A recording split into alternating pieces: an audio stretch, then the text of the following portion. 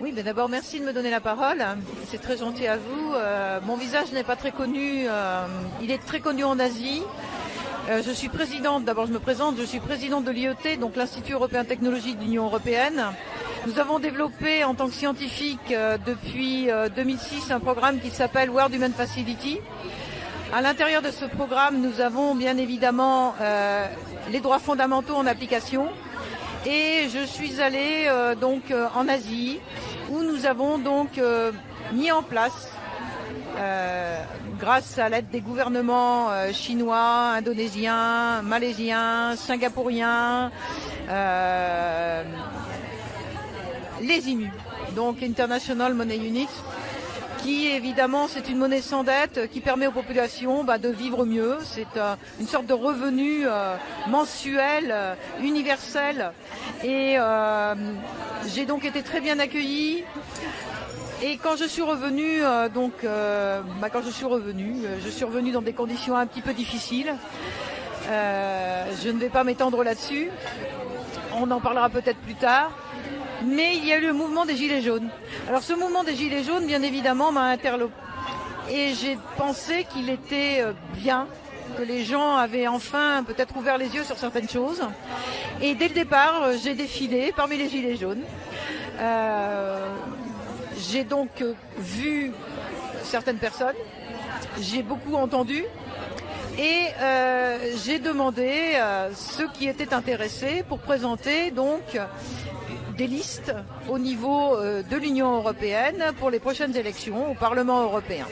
Oui, parce qu'effectivement, vous êtes vous-même à la tête d'un mouvement politique qui présente donc une liste aux élections européennes.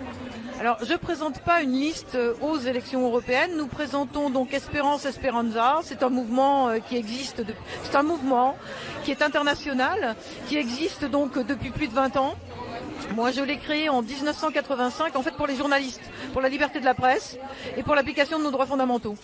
Donc, c'était pas un mouvement, on va dire, c'est un mouvement politique, bien évidemment, mais c'était avant tout un mouvement pour permettre la liberté d'esprit, la liberté de penser et la liberté de la connaissance et de transmettre cette connaissance au plus grand nombre.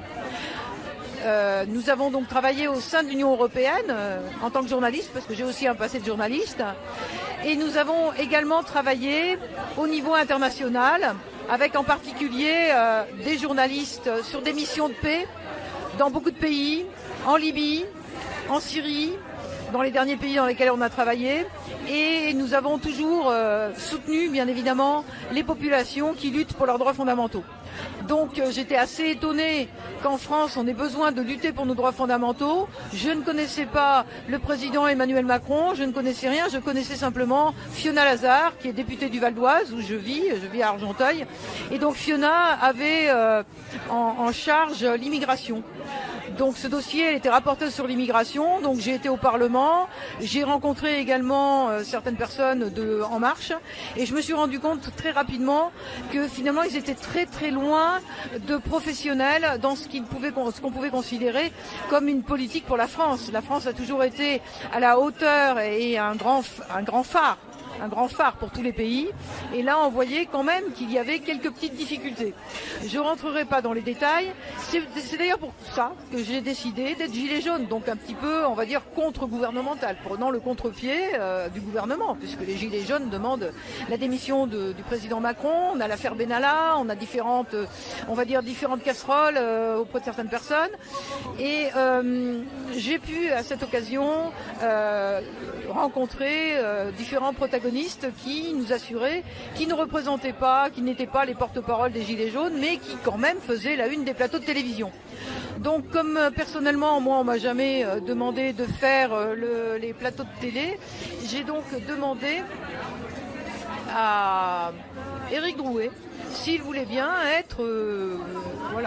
participer. Puisque nous organisons du 23 au 30 mars à la Cano-Océan un grand congrès, un congrès pour la paix, un congrès auquel donc on a demandé également à monsieur Iskander Makhdoumov, que j'ai nommé en 2013 ambassadeur du corps diplomatique international donc pour l'Ouzbékistan. Donc, partant des congrès pour la paix de Biarritz, qui était mon dernier congrès avant que je parte en Asie, j'ai été très étonnée que M. Benalla le mette en cause, alors que c'est un milliardaire et qu'il n'a certainement pas besoin de ses services. Il n'a pas besoin de ses services pour pouvoir assurer sa protection. Enfin, je veux dire, c'est un ridicule. En plus, j'ai des amis qui sont autour, qui sont français, qui sont autour d'Iskander, qui le connaissent donc très bien, qui sont à son service depuis de nombreuses années. Et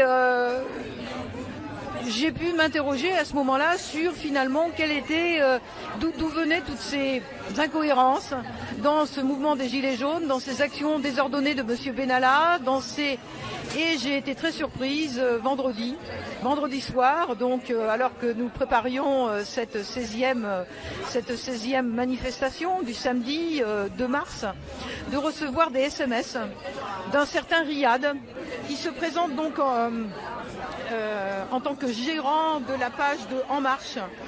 Et il m'explique donc qu'il travaille avec Philippe Argillier pour le compteur officiel pour la destitution du président, donc M. Emmanuel Macron, qu'il a plus de 81 000 membres et qu'il m'ordonne, parce qu'il en a discuté avec Éric Drouet, d'enlever immédiatement Éric Drouet donc de la liste d'Espérance Esperanza. J'ai été d'autant plus surprise qu'il envoie des SMS de ce style-là, puisqu'il n'est pas M. Éric Drouet, ce que je lui ai signalé immédiatement. Et donc son numéro de téléphone, pour ceux qui veulent vérifier que ce monsieur a bien été en contact avec moi, j'ai d'ailleurs bien conservé tous ces SMS, c'est le 07 86 09 89 51. Donc je répète, le 07 86 09 89 51. J'ai donc contacté des amis journalistes et je leur ai demandé... Voilà. J'ai donc contacté certains amis journalistes pour savoir d'abord qui était ce monsieur Philippe Argillier, que je ne connaissais pas, puisque l'autre personne qui me contactait donc avec insistance par SMS, me fixant même rendez-vous sur les Champs-Élysées ce soir à 9h du matin devant le McDonald's, avec monsieur Éric Drouet, puisqu'il m'a dit je suis un ami, il l'a écrit, il l'a pas seulement dit, il l'a écrit, je suis un ami, monsieur Éric Drouet, alors quand je lui ai demandé de bien vouloir donner mon numéro de téléphone à monsieur Éric Drouet, et que monsieur Éric Drouet me contacte s'il avait quelque chose à me dire à ce sujet, nous sommes allés donc avec des amis journalistes au rendez-vous de ce matin. Et ce matin, sur les Champs-Élysées, il n'y avait pratiquement personne, il y avait très peu de gilets jaunes.